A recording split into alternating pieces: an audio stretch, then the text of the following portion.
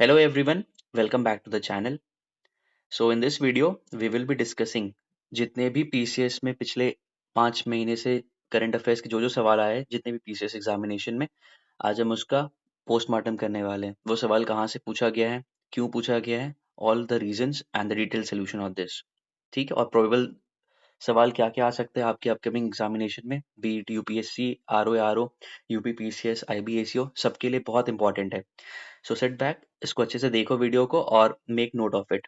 चलो, पहला सवाल MPPCS 2025 से ये सवाल आया।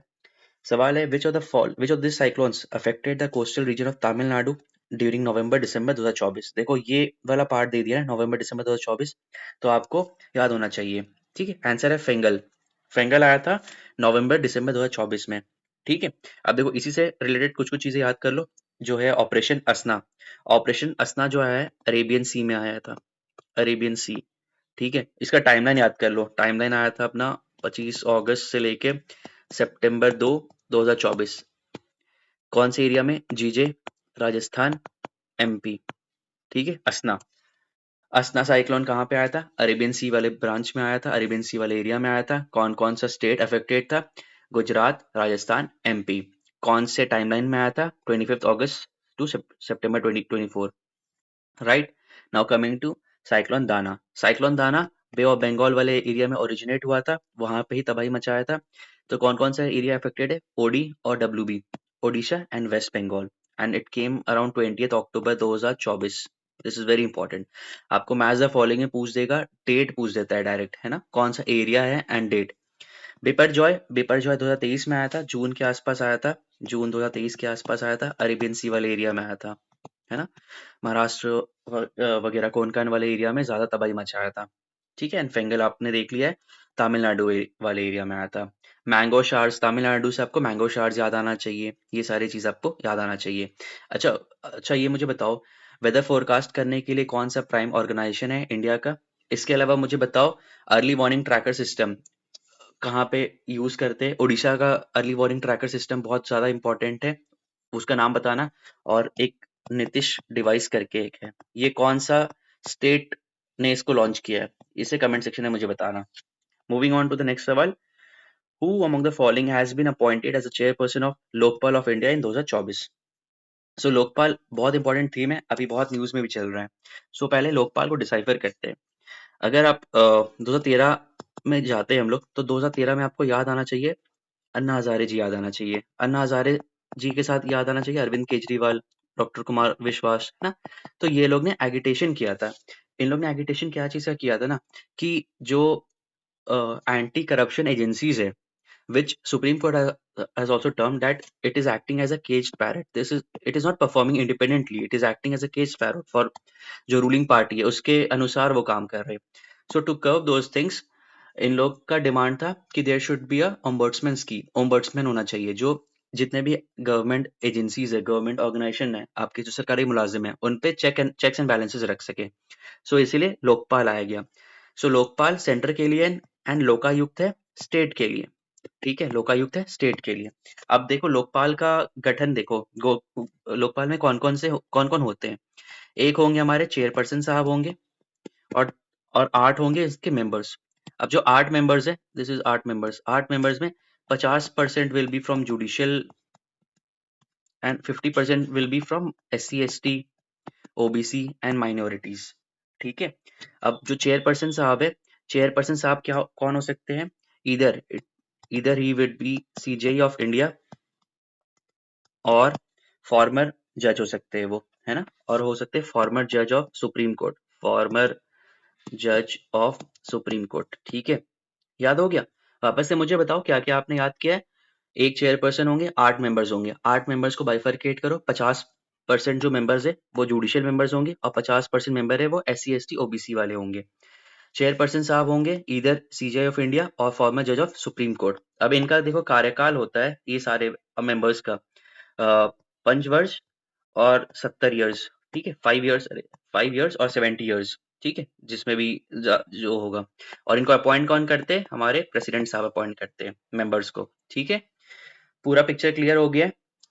अब देखो इसका आंसर है, who is appointed chairperson Lokpal of India? Answer है श्री जस्टिस अजय मानिकराव खनवलकर साहब, बहुत इंपॉर्टेंट है, स्टार मार्क कर लो, ये सवाल छपा छपा आपको आने वाला है ना। श्री जस्टिस अजय मानिक राव। अब देखो ये वाला चीज मैंने कराया था आपको जून करंट अफेयर्स में कि जो हमारा लोकपाल है उसने मोटो लॉन्च किया है, that motto is empower citizen expose corruption. ठीक है, इसके अलावा मुझे बताओ एंटी करप्शन एजेंसीज कौन कौन सी हैं इंडिया में। Moving on, the United Nation has designated the year 2025 as the international year of which scientific field. ये यूके पीसी से सवाल है। तो देखो ये ला भी मैंने आपको कराया है, ये जून के करंट अफेयर्स में आप देख लेना। 2025 में मैंने कराया है, क्वांटम ईयर वाले को कहा गया है, ग्लेशियल प्रिजर्वेशन को किया गया है और कोऑपरेटिव्स को किया गया है। ये 2025 का है, इंटरनेशनल ईयर ऑफ 25, और यूएन कराता है इसको। ठीक है, याद हो गया, क्वांटम, ग्लेशियल प्रिजर्वेशन, कोऑपरेटिव्स। सवाल क्या पूछा था 2025 में? So answer will be quantum science and technology. Guys trust me, जो current affairs, monthly current affairs में लाया हूं, that is a culmination of I Drishti, PIB, Vision, Speedy, सारे चीज का कल्मिनेशन है। So do watch that video, वो बहुत बहुत बहुत बेनिफिट है, उसके बाहर से सवाल आपका नहीं आने वाला है। ठीक है, इसी के तहत 2026 में international year of women farmer घोषित किया गया है। This is also very very very important. ठीक है, स्टार मार्क कर लो इरा। और ये हमारा जो मैंने बताया था current affair one shot series है, जून का हो गया है सेम वैसी। देखो एग्जाम सितंबर 13 को हो रहा है बीपीएससी का, और सितंबर में ही आईबीएसयू को होने वाला है। सो जो रेकरिंग जो थीम्स है या फिर रेकरिंग जो मंथ्स है पिछले का, जून जुलाई अगस्त हो गया, मई अप्रैल, that plays a very very vital role. आपका 70% सवाल उसी से आने वाला है। So do watch that video. इसके अलावा बीपीएससी का पीवाईक्यू मैंने पूरा कंप्लीट करा दिया है।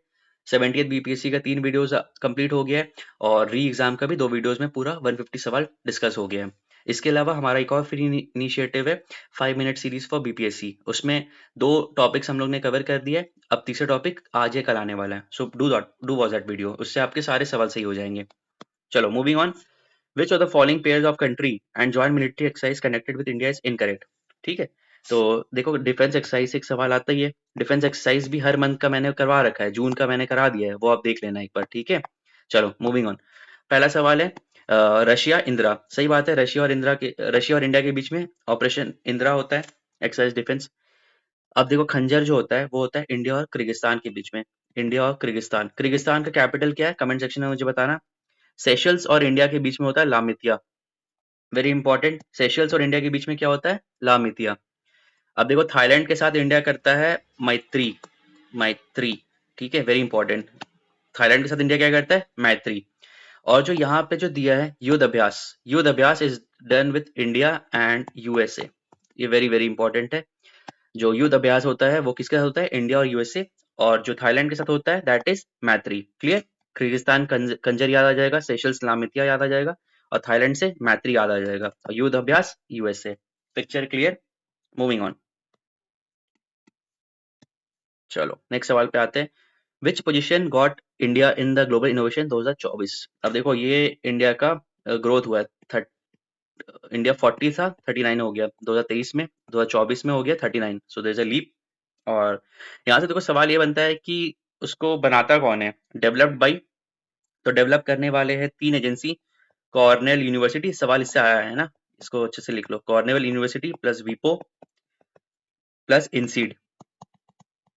ठीक है, और रिलीज कौन करता है? रिलीज बाय विपो। देखो 2 सवाल इससे बनेगा। ठीक है, एक सवाल आपका बनेगा कि डेवलप्ड बाय 3 ऑर्गेनाइजेशन है, और रिलीज कौन करता है? विपो करता है। Concept clear. और रैंक 1 पे कौन है? हमारा स्विट्जरलैंड। स्विट्जरलैंड से हमें याद आना चाहिए, कौन याद आना चाहिए? फेडरल याद आ जाना चाहिए। ठीक है, चलो एचपीएससी का सवाल था ना, हिमाचल प्रदेश, वेरी इंपॉर्टेंट है यार, ये सब थीम आपको पता चल जा रहा है कि एग्जामिनर का माइंडसेट क्या है। क्योंकि देखो ज्यादातर सवाल जो होते हैं सेम ही माइंडसेट होता है ना, आईएएस ऑफिसर्स होते हैं 1980 1990 बैच के, तो एक माइंडसेट सेम ही होता है कि उनको कैसे सवाल बनाना है। समझ में आ रहा है? तो जितने भी पीसीएस है सारे का पीसीएस का ये सब करना। इसके अलावा मैं हिस्ट्री का भी ले आऊंगा, जितने भी पीसीएस अभी एग्जामिनेशन हुए एक साल में, हिस्ट्री का सवाल, ज्योग्राफी का सवाल, पॉलिटी का भी सवाल ले आऊंगा। ठीक है, so watch that videos. Which state topped in the fiscal health index of NITI Aayog for the year? देखो NITI Aayog very very important, 10 साल हो गया है नीति आयोग का, तो एक इंपॉर्टेंट थीम है। इसके अलावा देखो फिजिकल हेल्थ इंडेक्स में क्या बताया जाता है ना, फिजिकल इंडेक्स में बताया जाता है कि कोई भी स्टेट है वो कैपिटल एक्सपेंडिचर पे काम कर रहा है कि नहीं, वो फिजिकल प्रूडेंस पे काम कर रहा है कि नहीं।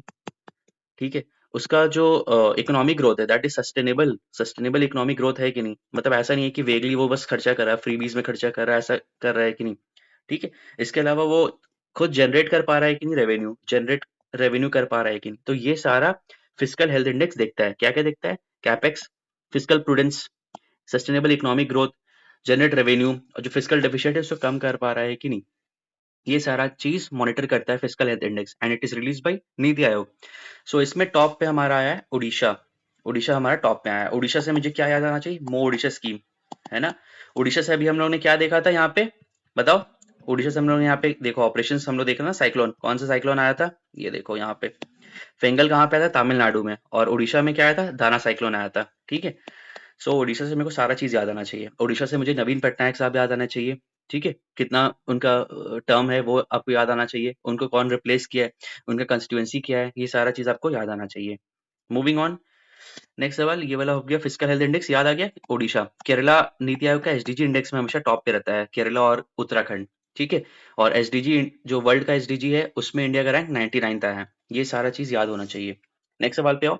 इन मार्च 25 the Indian government announce the merger of how many regional rural banks under one state one RRB initiative. सबसे पहले तो देखो सवाल आएगा, रीजनल रूरल बैंक किसके रिकमेंडेशन से बना था?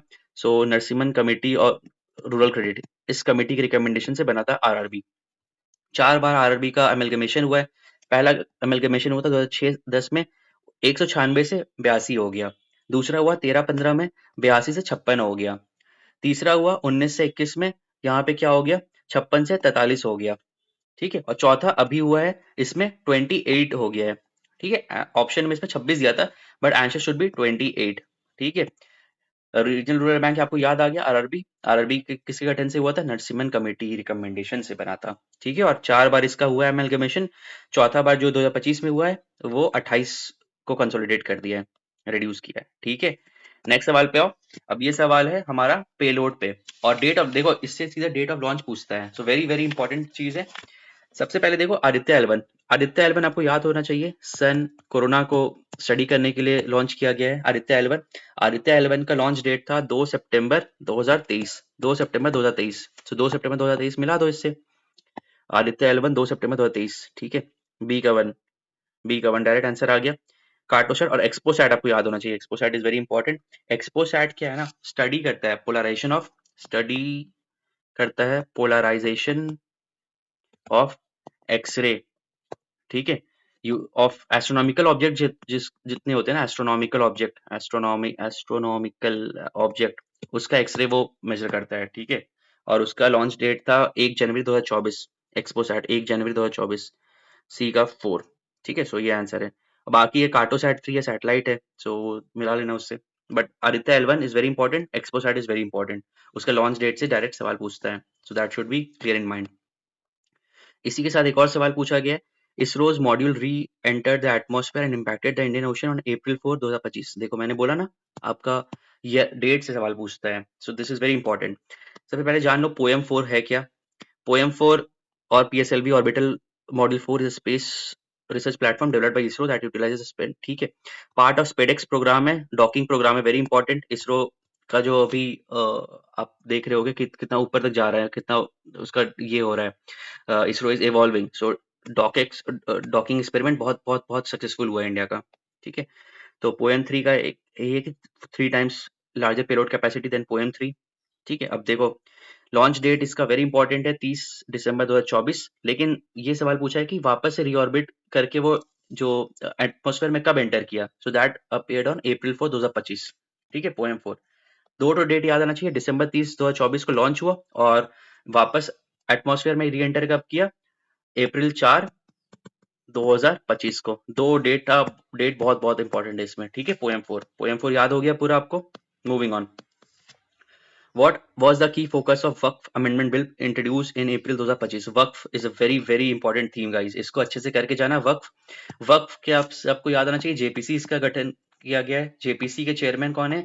जगदम्बिका पाल, जगदम्बिका पाल, वेरी इंपॉर्टेंट, ठीक है। डायरेक्ट पूछेगा चेयरपर्सन कौन हेड कर रहे हैं जेपीसी को, वक्फ बोर्ड के, जगदम्बिका पाल, ठीक है। और enhancing transparency and ensuring better governance of Waqf property, ठीक है, इंपॉर्टेंट है ये। नेक्स्ट सवाल पे आओ। Who is the recipient of the 2023 International Prize in Statistics equivalent to Nobel Prize in Mathematics. Very very important. मैंने आपको थीम्स बताया था कि इंडियन जो भी है जिनको बड़ा अवार्ड मिल रहा है that becomes very important. So इनका आंसर है सी आर राव. ठीक है, C are Rao very important है. ठीक है, यहाँ पे देख लो, इनका फोटो याद होना चाहिए, सी आर राव. सो इनको क्या मिला है? International prize in statistics which is equal to Nobel prize in mathematics. Very very important, star mark कर लो, C are Rao. Next important है which historic site in Jamaica faced threats from coastal erosion and storm surges prompting UNESCO to launch conservation project in. देखो ये है royal naval hospital है. इसके बारे में बताता हूँ, जमाइका में है. सो 17th और 18th सेंचुरी के आसपास ना ये ब्रिटिशर्स के लिए एक मेडिकल फैसिलिटी की तरह काम करता था, मेडिकल फैसिलिटी की तरह.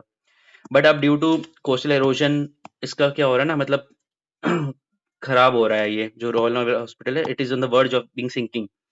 सो इसी को ये करने के लिए, कंजर्व करने के लिए यूनेस्को ने लॉन्च किया है conservation project.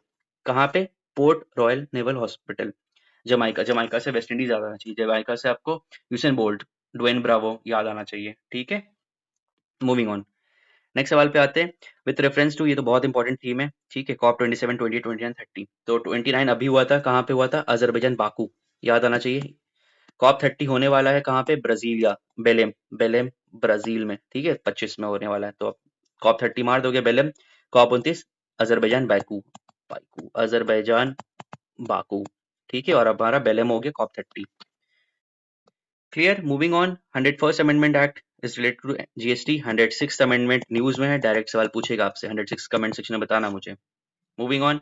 After the successful completion of 38th National Olympics in Uttarakhand, India is preparing itself to host 2036 Olympics. अब 38th नेशनल गेम्स उत्तराखंड में हुआ है.